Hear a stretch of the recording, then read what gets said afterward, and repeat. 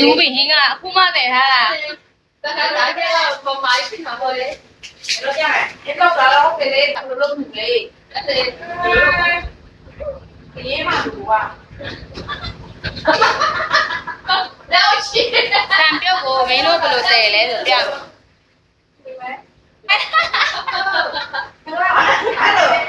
ကာလီနဲ့ပေါ်တာအမပြောနေရော တန်နဲ့ချက်ထားတာ စားနေတယ်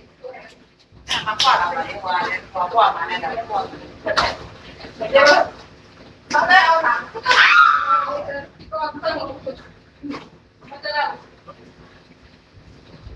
那么娇甜。